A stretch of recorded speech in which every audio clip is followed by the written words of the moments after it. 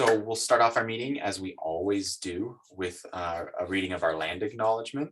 And so we acknowledge the Arapaho, Ute, and Cheyenne tribes, the traditional custodians of the land on which the Police Oversight Panel and Boulder Police Department operate, and pay our respects to their elders past and present. I want to welcome everyone to our meeting. It looks like we do have a couple members or a few members of the public here. I want to welcome all the panel members. Thank you for being here. For everyone's here, I just want to acknowledge anything that may be in the room weighing on us. It's a challenging time in the world. It's a challenging time, I know, for many of us as individuals. And to just acknowledge that and to thank you for being here, despite that, as we do this important work for our communities. Members of the public, I just want to let you know, if you have any questions or comments, you can put those into the Q&A of this meeting. We will not be monitoring the chat box. We will only be monitoring the Q&A of this meeting. And of course, at the end of the meeting, we will have public comment. I also want to let members of the public know how to submit complaints and contact the panel outside of this meeting. So complaints against the police can be submitted at our website, which is bouldercolorado.gov/services/police-oversight. And if you want to get in touch with the panel, you can contact liparij@bouldercolorado.gov. That's Joey Lipari's email, our independent monitor. We're still getting our panel email set up and available to the public, but Joey does send anything and everything that is aimed at the panel directly to us panel members to read, digest, and respond to as needed. We're also going to read through the agenda that we're going through. Yeah, Taisha? Sorry, I just wanted to lift up something that was in the chat box. There is no Q&A on this particular one. For this one, for some reason, it's not in the options. So people will just need to add their questions into the chat box. Thank you. Great, thanks. Well, sorry about that. Technical challenges, they get us. Yes, so please then do go ahead and use the chat, and Taisha will be in there for responses. And so reading through our agenda, we're going to start off by welcoming our newest member, Jen, tonight. Then we're going to go through some committee reports, see if any of our committee chairs have any updates for us. We're going to have a discussion about planning our hopefully in-person retreat as a panel. We'll get the monitor's report, which will include an update on our annual report for last year, talking about our in-person meetings coming up, get a report on the outcomes of our past case reviews, and get some monthly case statistics. Then the panel will do its selection of complaint cases to review in the coming months. And then we'll open up for public comment for anyone who's interested. And so to jump right in, Jen, would you like to introduce yourself to the panel and to the public? And then afterwards, y'all be thinking we're going to do a round robin to introduce ourselves to Jen and members of the public as well. And I'll hand it over to you, Jen. Thank you. Hello, everyone. I'm Jen Livovich. I'm the executive director of Feet Forward, which is a nonprofit locally that serves the unhoused community.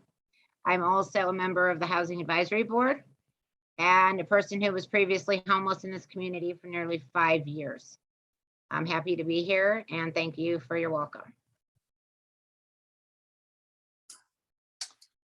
I'll go next to get me out of the way. I'm Daniel Leonard, he, him. I work for the University of Colorado Boulder and for a regional theater company in Colorado. And I've been in Boulder for 10 years and I'm happy to engage with the panel. And I have a co-chair of the panel along with Ariel. And I will pass it over to Hadassah.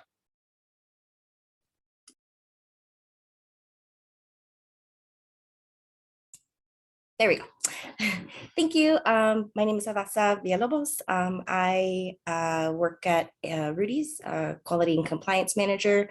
So that's pretty much what I do all day long. A lot of data migration, that kind of thing. And I am Latina, first gen, and my husband is born and raised here. So. And I guess I can pass it off to Martha. Martha Wilson. I am a little bit of a dabbler. I've been in the area for 6 years. I identify as Black and Latina. And right now, what I mainly do Monday through Friday is help parents who have open child welfare cases, but I'm also a therapist in the area as well. Let's go to Chico next. Oh, my name is Wembia Chikora. You may call me Chico. I work for Lumen Technologies, the telecommunications company. I help with paying the tax bills.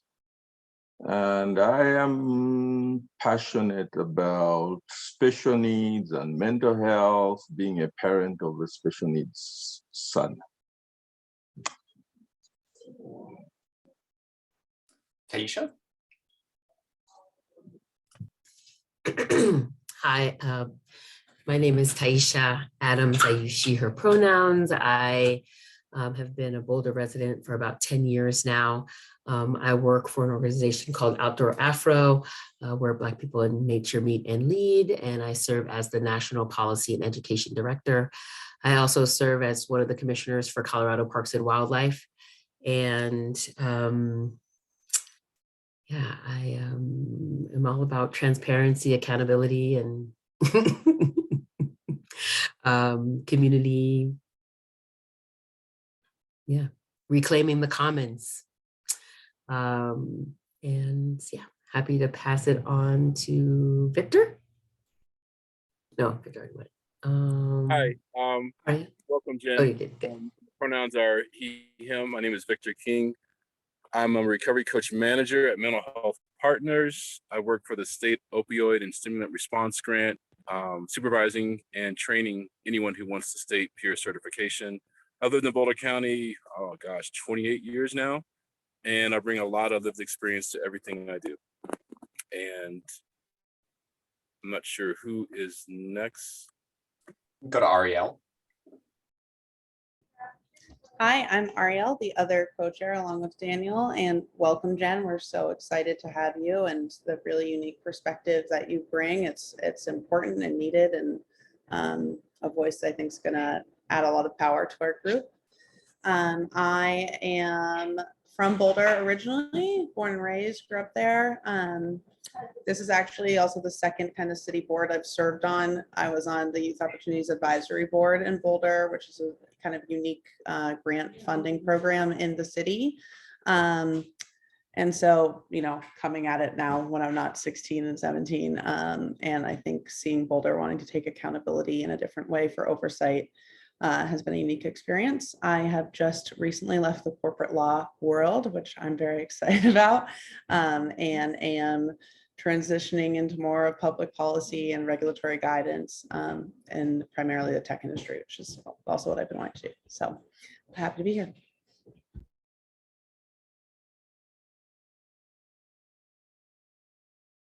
Joy, do you want to get a little you? Sure, real quick, Jen, we've been emailing quite a bit lately, just getting you coordinated with everything and getting your email set up. But yeah, I'm here as a resource for you and the rest of the panel. I've been doing this work, police oversight in some capacity for about 15 years now, but a couple different cities, big cities, small cities. So I've been here in Boulder for coming up on 2 years. July will be make 2 years for me. So very happy to have you, Jen. Welcome. Thank you, everyone. And I forgot to mention that I'm also a senior at Colorado State University. My education is like my whole world. And I will graduate beginning of this July. So you're in the final stretch, the best stretch. So hurry up and let's get it done. I'm tired of APA. Yeah. Awesome sauce. Well, let's jump into our agenda. And so with committee reports, we'll just go through and co-chairs if you have anything to say, great. If not, that's okay too. But just want to make sure we had space for y'all to give us any updates on your committee, anything the panel needs to know, any questions or help we can bring to your committee work. And so let's start with the Community Engagement and Communications Committee, Taisha and Victor.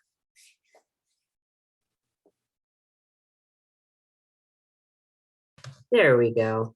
Hello, everybody. Taisha Adams, she, her pronouns. Victor, my co-chair.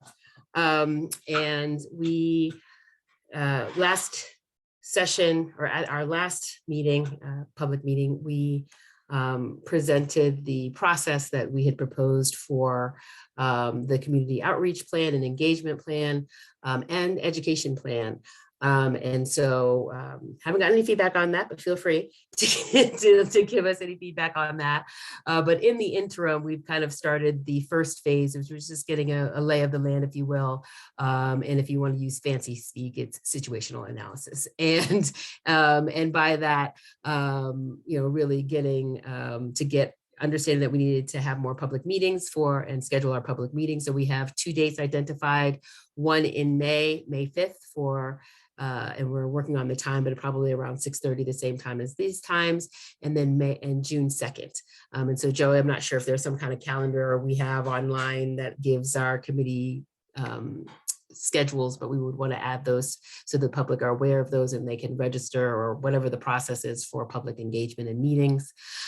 We also wanted to, we'll be sending out a doodle poll to our fellow panelists to identify dates for their availability this summer for meet and greets in the community, as well as their availability to participate in existing community events to raise awareness about our committee, ourselves, what we do, how they can submit any kind of issues or complaints that they have, any questions for legacy or some of the other committees that we have, governance, as well as recruitment for more members. As you know, again, this is hopefully ongoing, and so we really want to be very mindful about succession planning and recruitment and making sure that there are also opportunities for communities to engage and provide feedback now.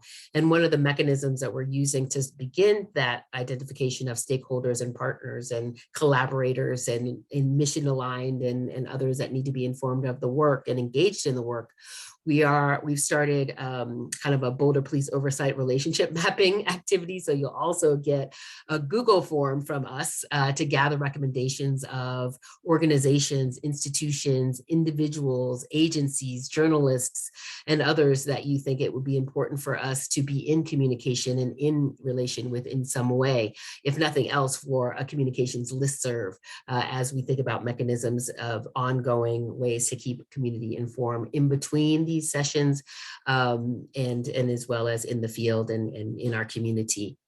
And then lastly, community support. And so meeting with the communications director, gathering information and documentation on existing protocols and communications and just the ways that the Boulder Police Oversight, or sorry, the Boulder Police communicate with the community right now, different events and things that they have that we may be able to build onto, as well as creating and crafting our own events. We also talked about the need to get a handle on our budget and the types of support that can be offered there. I know there were some comments at the last meeting about, being mindful of maintaining our independence as an oversight panel. And so the ability to hire consultants for support, as well as, training needs in addition to the training that is offered by the Boulder Police Monitor and others. And so again, very excited to hear that we are like-minded in that approach of wanting to keep that neutrality, and excited to have her participate in those public meetings as well. Victor, did I miss anything? Feel free to add or share any other reflections of the conversation that we've had with Shannon. You covered it very well. Thank you. Thank you. Daniel, Ariel, Sarah, any other, or Joey, anything that you would like to add, or miss? These are our fellow committee members. Sounds good. Any questions from the audience? And again, we may not be able to answer all of the questions, but we can certainly gather them and answer those that we do have answers for. But we're not going to just come up with answers, right? We really want to be integral with our words, you know, and the way that we interact, recognizing that trust is so critical in the work that we do. So I don't see any in the comments, but if others do, please let me know. And I'll go ahead and turn it back over to you, Daniel, for other committee updates. Oh, or sorry, any other questions from panelists about what was shared? Sorry. So, and in summary, we have the committee meeting dates, the committee engagement opportunities this summer, perhaps in July and August. And I don't know how frequent, you know, we'll have to talk about the frequency, but just wanted to get something going for July at the latest. The relationship mapping and really starting to get a handle on who are the folks that we want to be in communication and engagement with. And then clarifying the community support, the committee support that can be provided by the department. Thank you, Taisha. Awesome. Thank you. I will pass it over now to Hadassah for governance. Thank you, Daniel. I have mainly just our next meeting date to share. April the 20th from 6 to 7 p.m. will be our next governance meeting. And that will, of course, like all the other committee meetings, will be public. So if there's any comments or questions, we will be reviewing anything that we have gotten via email or bylaws comments for potential future amendments to our bylaws. And that's pretty much it. Awesome sauce. And I will hand it over to Martha for Legacy Committee. We have yet to have a second meeting for the Legacy Committee, but we are hopeful to get a better idea of what people are wanting to see come out of it. I think engagement with the community will be a critical piece of that, so that we can formulate just some of those items that we can bring forward to not only share information, but to kind of chronicle future steps for this type of work. Awesome. Thanks, Martha. So next up for us is, Taisha. Hey there. And sorry, I'm going to be going on and off camera because I'm eating dinner. But Martha, I was curious on the comment about the communications and engagement overlap. If we wanted to consider maybe overlapping in the May meeting a half hour so that we can maybe just something to consider, or, having a joint meeting, or just something where we can get some economies of scale since there's some integrated synergies there. So just wanted to offer that and happy to explore that. Victor, obviously if you welcome your comments around that idea as well, but just wanted to offer that as well. I've noticed some fatigue as far as how many meetings people have to go to. So I'm just trying to help us out as much as possible and help our community out so that they can really engage. And actually on that note too, Taisha, I will follow up with everyone with an email. It was during the communications meeting, we discovered a weird break with our SharePoint, that we're not all able to see the SharePoint from our Boulder, Colorado emails, but if you go in through the link that Joey initially sent us last year to share that folder, you can see that info. And so one, I'm going to work on getting that resolved, but two, co-chairs for all of our meetings.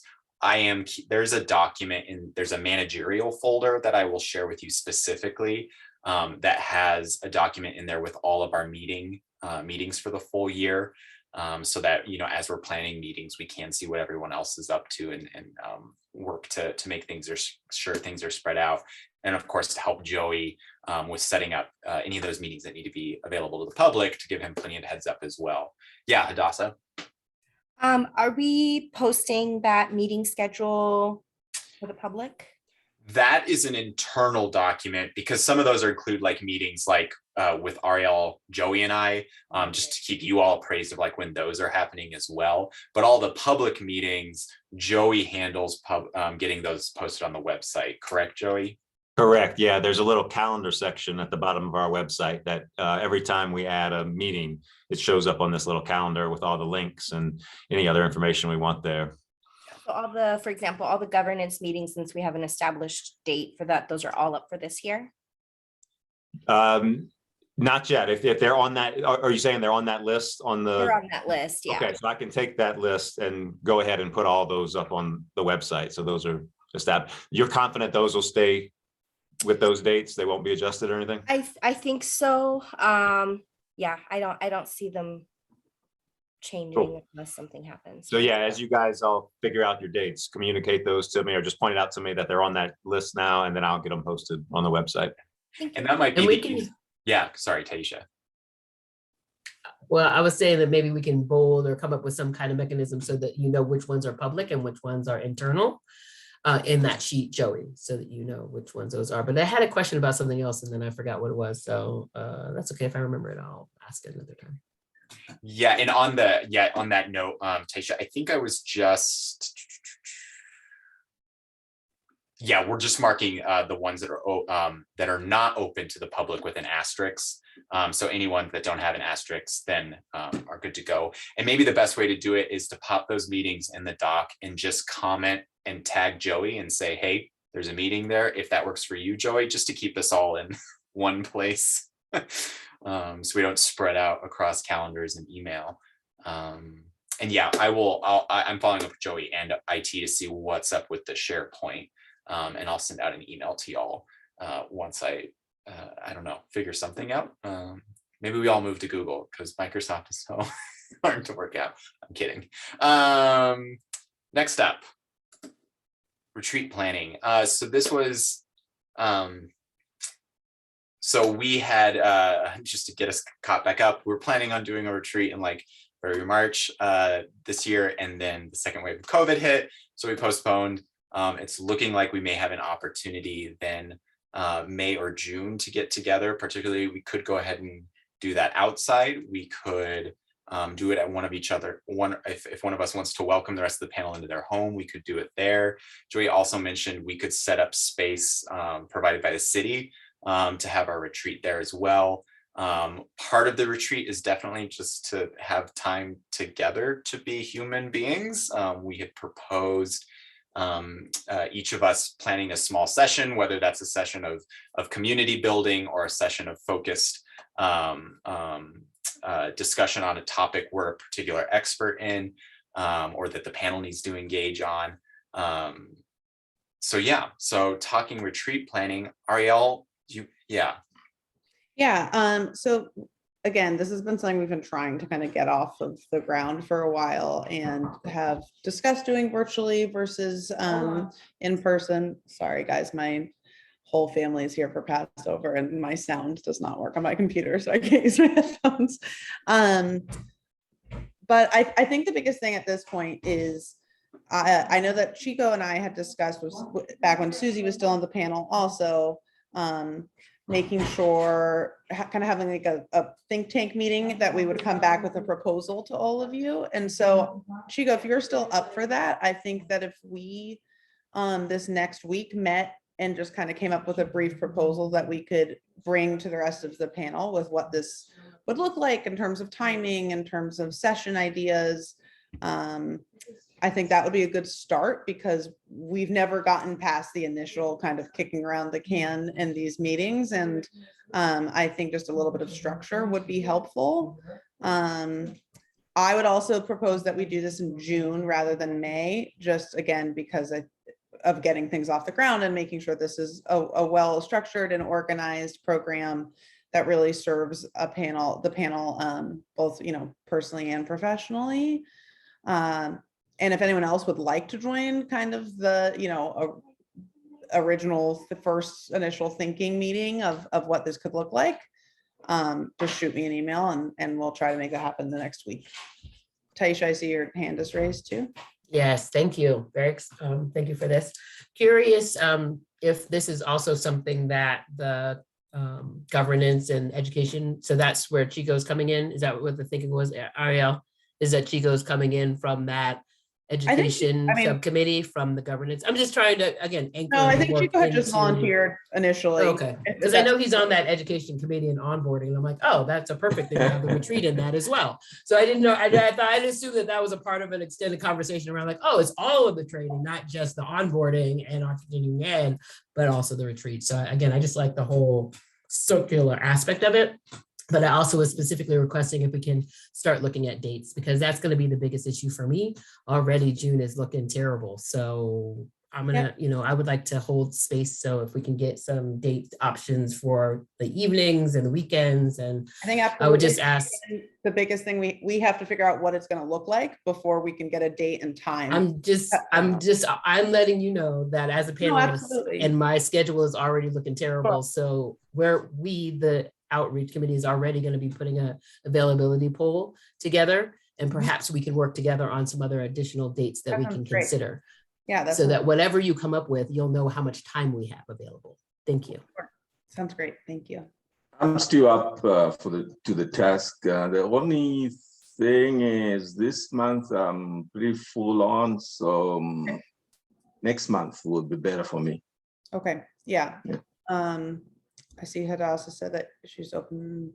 Okay. Sure. And remember, folks, we can't use the chat box, right, for our responses. We have to speak them verbally for the recording or something. Right. Yeah. If y'all have some, if you need something for the to group, individually, fine, but to the group, put it in Q&A. And so, yes, Hadassah, I saw what you said in terms of potentially hosting, and so that's an option, and we can figure out logistically if that will work, and especially when we figure out if things have to be private versus public.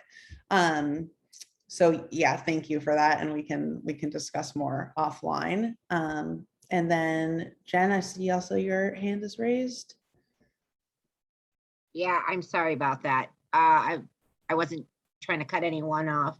I'd be happy to step in on any of these, where it's going to make most sense. I am the most attracted to community engagement, but if that's not where I'm needed, it's also going to depend on when the meetings are going to be. So we can talk about that, but I'm happy to help. Thank you. Great. Well, then, yeah, we'll make sure to have that noted, and that community engagement would be the preference. Okay, so I think then at this point, what I will do is put together kind of a proposal to you guys and send that out, and we can kind of work on that in the coming weeks of looking at time, sessions, and then also working with what Taisha said about a kind of joining together with the availability calendar, availability poll, and hopefully adding the retreat to that once we know kind of what the structure of it is going to look like. So we'll get the ball rolling on that. thanks, Ariel. Thanks for taking point on that too. Because it's super important, because we've all only met like what, 6 times in person. Yeah. All right. I'm also wondering if we can consider identifying an additional retreat time for actual time in the fall, because I have serious concerns about our availability to be able to meet for more than 2 hours at a time. I mean, at the aggregate, maybe 4 hours. So when I think of retreat, I just want to also just bring that up, and I would love to really be able to hold a whole day or even a whole weekend for some deeper work. So I just wanted to say that, if we want to plan for something while you're doing that, you may want to think about like for the fall so that we can get the time off. Thank you. Thanks, Taisha. Cool beans. I will pass it over to Joey then for our monthly monitors report. Thank you, Daniel. Just pull up my notes here.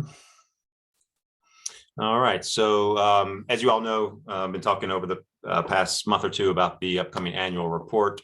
The annual report is completed on my end. Have got all the feedback from all of you, quite a few very helpful comments from Martha in particular. Those have been incorporated into the draft now. The only thing we're waiting on is the assessment of the work of the monitor's office, which I think is with the co-chairs at the moment and is being wrapped up. And I think that's going to be getting to me within a day or two. So as soon as that's done, I'll add that to the report. I just wanted to jump in and say that it's getting finalized. It just is some editing grammatical things at this point. So you'll be seeing it soon. Cool. All good. Yeah, and it's great. Thank you, Ariel. Yeah, I'm getting in there to drop some comments and then we'll do the loop-de-doops. Yeah. Yeah, that's all fine. There was no like hard deadline where this had to come out for a particular day, so we're good. We will have a press release that goes out. I'm expecting it'll be early next week, middle of next week when this goes out, but there'll be a press release. It's also going to be, or some snippets from the annual report are going to be added into the city's summer newsletter, which will be going out in a month or two. And so that'll sort of spread the word and access to that annual report, which of course will be on our website as well. So I will probably have a final draft coming to you very early in the week, and then we'll get that out to the public by middle of the week. I do think we'll have some press coverage with that. There'll probably be some requests for interviews or some sit downs, either with both with me and with the co-chairs.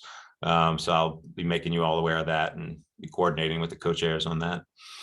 I also wanted to let you all know that the city is transitioning back to in-person. Earlier this week, we had an orientation at the Tate Municipal Building, which is where my office is with the city manager's office. They've redone that whole building. They have a bunch of new rooms that have a lot of like hybrid technology in it, so that once we're ready to start meeting in person, we can have both in person and that online hybrid presence. Taisha, I saw a hand up. Oh, no.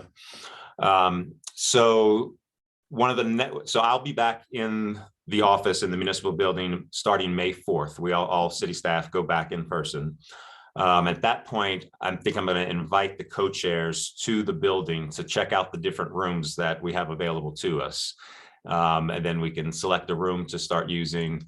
It looks like June is the month that the city is looking at for boards and commissions and panels to start meeting again in person. So we'll have our May meeting next month still online. And then hopefully by that point, when we're having our May meeting, we'll have some hard conclusions in terms of meeting in person in June. Any questions about that before I move on to the case reviews? Okay, I know we're all eager to start meeting in person, so that'll be nice. But we do want to think about it. It will involve extra commuting time for you all, and you all will still have the opportunity or the option to use the hybrid to the online digital version. So we may want to sort of think through how you all want to consider that. Yeah, Taisha. Will there be public comment available both in person and virtual? Yeah. Awesome. Thank you. Just want to clarify. Yeah, the technology is really cool. They'll have like a big screen in the room, and they have cameras that automatically like detect who's speaking and then focuses in on that person. So we can have members of the public both in the room and joining us online, and then can ask questions at the end of the meeting and during the public comment period. So yeah, it'll be much more engaging and have a lot more moving parts, but it'll make it possible for us to meet in person and have a full public presence as well. Sorry, on that note, I realize we don't have closed caption for our meetings. They can be turned on. They can? Okay, I just wanted yeah. to clarify that. Thank you so much. Last month, we had an individual who needed them, and we had them turned on for her. And we'll have interpretation and things at the in-person meetings as well? That may have, yes, since we'll have a screen and we'll have the online version, we could do the translation on the screen. Awesome, thank you. Yeah. All right, so in terms of our the panel's case reviews over this past month, there were 3 case reviews conducted. The first one was MI 2021-053. This case involved an officer who responded to an elementary school after receiving a call from school administrators concerning a report of menacing by a student with special needs. The officer determined that the student could not be held culpable due to his diminished mental capacity, and that the school administration had handled the issue properly. The officer did not complete an incident report and only documented his actions partially with a CAD, computer-aided dispatch notes. 1 month later, the school district had an issue with the same student, They requested a copy of the report from the first incident. However, the officer had not completed an incident report documenting the incident. The investigation found that the officer violated General Order 201 report writing. The police oversight panel recommended to sustain the allegation against the officer and to provide training through supervisory counseling. The department ultimately did sustain the allegation and provided training through the officer through verbal counseling and documented the error in a performance note in the officer's personnel file. Case MI 2021-056. In this case, 2 officers responded to a call regarding a man violating a protection order. During the investigation, the officers developed sufficient probable cause to arrest the individual for violation of the protection order. The victim had a video of him shouting obscenities at her from outside her residence.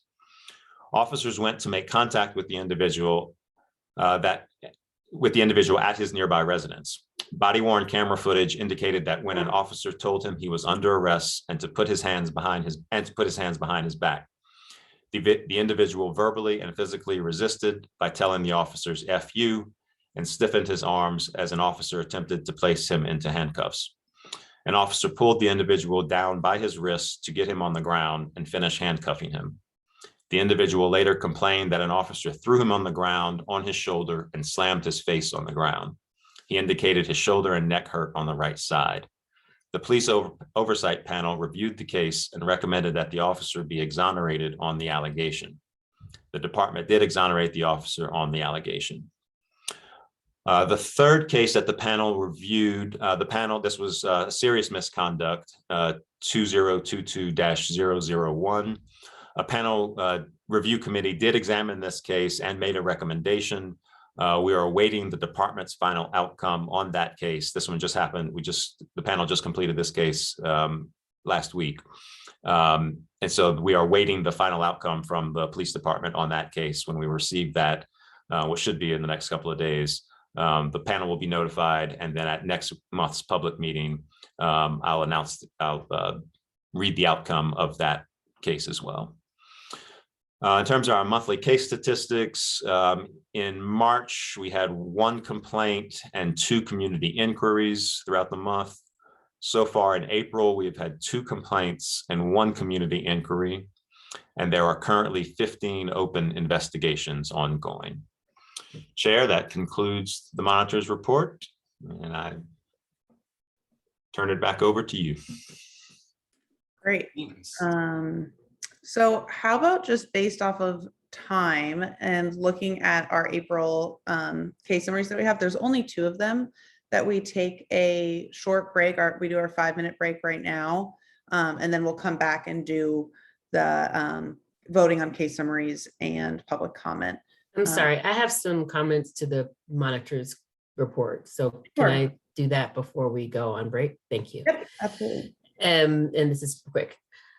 Would it be possible to get these reports in writing in advance and available to the public? I feel like if they knew about what we were going to be talking about, there might be more people interested in coming to hear what's going on and be able to ask questions. The other thing is if we could have like a database or just some kind of like spreadsheet. So like on every month we can see like how many cases and where they sustained. And because now that we've got kind of a track record going, it's hard to see the trends. And again, this is information that I would imagine the legacy committee would be using, that we would be using for the outreach and communications, but also I'm just not an auditory learner. So it's just hard. We're getting so much content and we're in such a data rich environment. So again, I think that these databases and things are metrics that one day we would love to have on the website, and hopefully we can get there from a community outreach and engagement and transparency perspective. But in the interim, it would be wonderful if we can consider some additional mechanisms to enhance and expand our transparency, as well as to show impact in the work over time. Yeah, we can absolutely talk about that. I should point out too, though, that all of these summaries do go out publicly, and we'll start doing quarterly reports this year, and so you won't have to wait like a whole year for these to come out. But I get your point that if the public knows about which cases will be sort of reported out on beforehand, right? There might be some, I just, And again, if we're not seeing any difference or anything, then we may want to revisit that, right? And the other piece, it's going out, but I don't know where it's going out. I never see anything. I mean, these aren't criticism. I'm just saying, like, I'm sure they are going out, but it would be great if we could also, maybe, and that's a part of that situational analysis as well from comms, is where are these messages going out? Who are the current stakeholders, reporters, newspapers, et cetera, that are getting access to this information? So thank you for that. And I know that's something that we had discussed. So not on you, but this is, again, a group effort to figure out who's getting information where, and how can we really model new ways of community engagement that are ongoing and authentic. Thank you. Sure. And if it's helpful for me to send what I just read through, the outcomes of those cases in writing to the panel beforehand, I can totally just include that on the spreadsheet of those summaries, or do a different one. I'll figure out a way to do that for you all next month. That's easy enough. Yeah. Awesome. Thank you. You got it. And Jen, I see your hand's also raised. Yeah, well, I'm kind of learning as we move along here how this how this panel takes place. So is that how it has been, where you read case summaries and then that's like all new information for everyone on the panel? If that is, I mean, I would really appreciate it in advance so that I have that information in front of me, especially, I don't know if we're going to be talking about these. So Okay. yeah, to answer that, I'll just kind of jump in now. And since this is kind of the next process that we're about to go into. So just to remind the public also that when we hear about new cases, which is the sheet that you would have gotten an email with from Joey earlier today saying, I think it's just called April 22 case summaries. So those are case summaries of the whole situation overall, not just the complaint that the panel has received. But we will then review full complaint summaries on cases we choose to move forward on. And so that includes police camera footage, any initial investigations, internal investigations from the police department, but all of that is also confidential. So what we do here when we're initially going through is we don't even say we don't say the description, the case summary aloud. All we do is say the number aloud, and then the panel chooses whether we are going to they want to move forward and review the complaint and the entire case itself, or if they want to not review. And so that's what we'll vote on right after our break. And there's only 2 this month. So I don't know, Jen, if you got a chance to look over that email from Joey earlier today, but maybe this break will be a perfect time to kind of acquaint yourself. I, typically like to not only look at the case summary itself, but also which rule it might is allegedly interfering with or breaking from the police standards, which Joey also provides for us. I hope does that provide some context for you in terms of how we go about it? Yeah, I apologize for not reviewing that. I've been stuck on the authenticator or something. I'm having a lot of issues trying to on board with this panel. So I did also the text. It's a thing. Okay, I'm all sorry. right. No, it's a thing. Yeah. It's a No thing. apologies Breathe necessary. in. I'm doing the There's best I nothing you're can. doing wrong. This is how it is. You are going to fail Yeah. getting into multiple things, and then You have to download a eventually bunch it of works. stuff and email the very work. patient, nice tech guy. The tech He people will are great. I was gonna say, tech people for the win. Yeah. But we hear you. So it does take some time. How about during the break, Jen?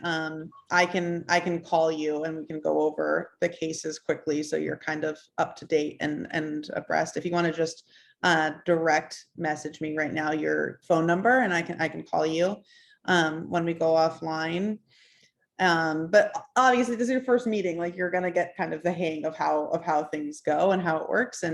And then what Joey just did too is, so he kind of showed us the resolution of what's happened with the cases that we've already reviewed and given a disposition for what we as the panel suggest for should happen. So those are the cases that we were like, oh, we want to move forward and for March and review, and then all of that can then be publicized after the fact. Joey, is that an accurate description there? Okay. You got it. Yeah, you covered it. Perfect. So let's actually just to give Jen a little bit more time too, let's take a break till 9:30. And then we'll come back for case summaries and public comment. Great. 7:30. 7:30. I think you might have. I'm sorry. I'm in Montreal. That's why. No worries. We're So for all me, like, it's 9:30. no. So, What yeah. break is this? Perfect. Okay, sorry, 7:30, guys. Thanks. 7:30. Oh, 9:30 in Montreal.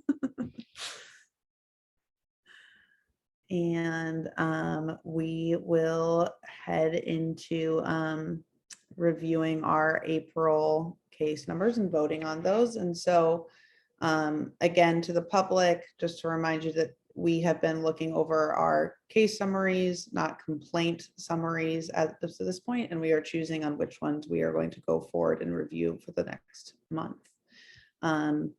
So let's first vote on the case that does not have a number assigned yet. And just to note also that this case includes an option that we can decline to vote now and wait to see if more information develops. And so at that point, if it moves forward, a case number and an allegation type will be defined.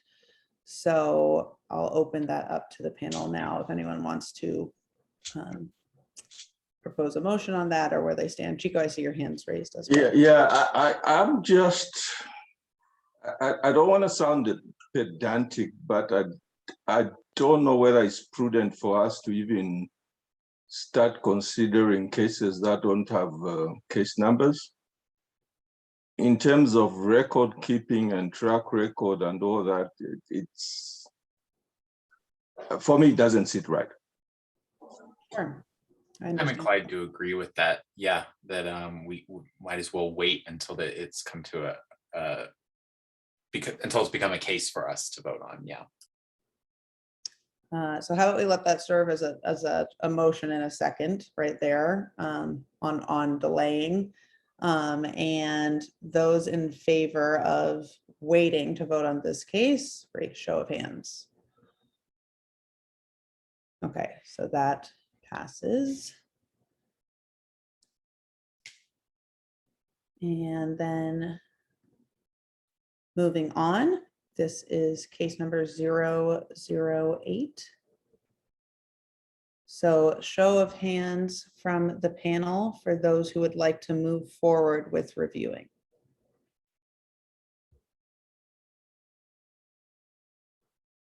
Okay, well, that is unanimous. Jen, yours, was that a yes? Okay, I wasn't sure. A scratch and also a vote at the same time. Perfect. Well, Joey, your job's easy tonight, huh? It's simple. All right. Well, with that, we will move forward to public comment. And it looks like we have 3 members of the public here. So each member of the public will be asked if they'd like to comment and unmuted to answer. You'll get 2 minutes to comment. And if there's interruption or loss of connection, we will stop the clock. And then I will give you a verbal notice at 20 seconds. And Joey will mute your feed at 2 minutes. You might have a panel member who chooses to offer a short response at the end of the comment. And they will just chat me if they would like to go forward with that. So let's start with, it looks, yes, Daniel, I would love for you to share your screen so we have a clock. And we'll start with, it looks like Ina Robbins. Real quick, first, Joey, could you give me share access? I just made you a host. Yeah, it should pop up Thanks on so your screen. much. Yeah. Okay, give me just 1 second. Great. So Ina, if you would like to speak, floor is yours for 2 minutes.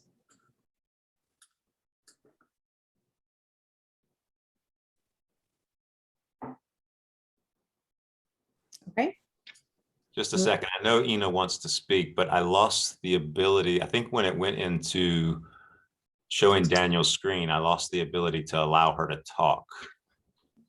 Sorry, Daniel, could you maybe just Yeah, give me stop one. presenting, see if that option comes back for me? It was there throughout the meeting and then it just went away. Because you made him a host. Oh, that's what Did it you was. transfer host or did you? I must have, yeah, instead of making you co-host, I was doing it so quick, I just did host. So yeah, Daniel, if you wouldn't mind allowing Ina to unmute. Awesome. Thank you. Thanks for figuring that out, whoever said that. It happened a lot on Ina said I don't have any comment. Okay, Ina said doesn't have a comment then. Okay. And Also, Joy, just I just gave you co-host back. Okay. Yeah. Okay. Also, All right, thank you. So we will move on to John Herrick. If you would like to speak. Hey, I'm actually just here to listen in. Thanks. Great, thanks for being here. And Lynn Siegel. Yeah, I'd like to know some things like about why Waylon Lolatai was hired in the first place by Boulder after I think something like 80 incidences in Denver, and then how the police chief is standing up for him. I kind of don't get this. And the then subsequent abuse of Sammy Lawrence and the incidents of Zane Atkinson. I'd like to know more of the details and how, how that policeman that was handling the Zaid case was given like a year or two of back pay or something that they might have to do if they're just letting him go rather than firing him. And that was an expense that I had to pay for that, what I feel was abusive situation. So I'd kind of like to see restorative justice about those issues, and see more public interaction and see more engagement with the police chief, who seems to be supporting these kind of activities by default. So those are kind of my comments for now. Lacking the substance to address what's going on in the police oversight meeting. Thanks. Thanks for your comments, Lynn. We appreciate you being here and sharing your perspectives and opinions. Do any panel members want to respond at this time? Yes, this is Taisha. This is a response. I also just want to acknowledge and thank Lynn for the resources that she shared to our host and panelists regarding policing practices in New Zealand and just how they are doing. So there's an article that she posted. So I just wanted to acknowledge the receipt of that. And Joey, if we can add that or get that off of the chat and into our resource list so that we can have that as we seek to strengthen our panel and inform our thing. I'll defer to others as it relates to any comments regarding our regulatory authority and as well as just any other comments others may have. Sorry, I did have another comment about the legacy. I was curious, maybe a consideration for the legacy committee, since that's a past incident. So again, as that committee is continuing, I know Martha had given an update in the beginning, but certainly those are the types of things that we would want to be looking at. So I appreciate those comments, but thank you. I'm definitely open to exploring some of that because I too, especially even just doing panel work, quite a few of the officers kind of disappear before any accountability occurs and go off and go somewhere else. So if there's an opportunity to discuss that further in the Legacy Review Committee, I'm definitely open to that. To see what kind of ideas we would have to address it, because it shouldn't be so simple to move a situation around. It doesn't do anything to resolve the issue or combat it now or prevent future harm from happening. So I'm definitely interested and open to having that be a topic point for our next meeting.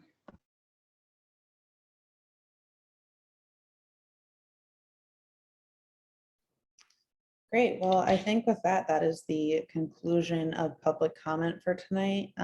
Before wrapping up with the panel, I just want to again say welcome to Jen. We're really, really happy that you are here.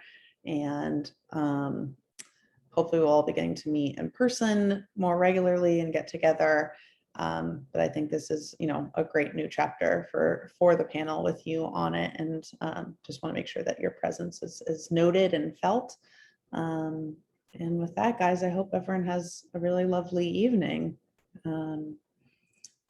Yeah, I'm gonna go to bed. So. Good night. And thank All you. right, thank you, Thank Thank you everyone. for the facilitation. Happy holidays. Happy Easter. Happy holidays. Bye.